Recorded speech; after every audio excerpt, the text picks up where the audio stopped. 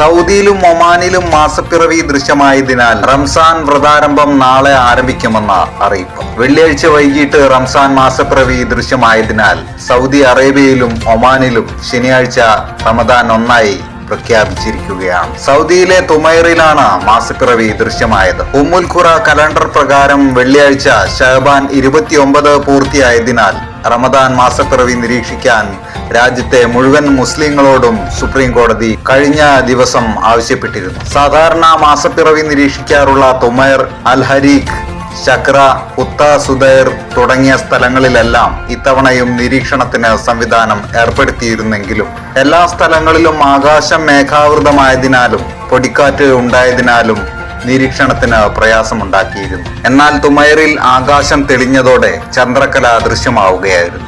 മാസപ്പിറവി കണ്ടത് സംബന്ധിച്ച ഔദ്യോഗിക അറിയിപ്പ് അല്പസമയത്തിനകം സൗദി സുപ്രീം കോടതിയിൽ നിന്ന് പുറത്തിറങ്ങും.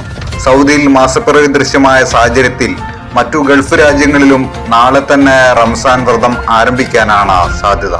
ഇത് സംബന്ധിച്ച് വിവിധ രാജ്യങ്ങളിൽ പ്രത്യേക കമ്മിറ്റിയുടെ ആലോചനാ യോഗം നടന്നു വരികയാണ്. ഉടൻ തന്നെ എല്ലാ ഗൾഫ് രാജ്യങ്ങളിലും ഔദ്യോഗിക അറിയിപ്പ് പുറത്തിറങ്ങും.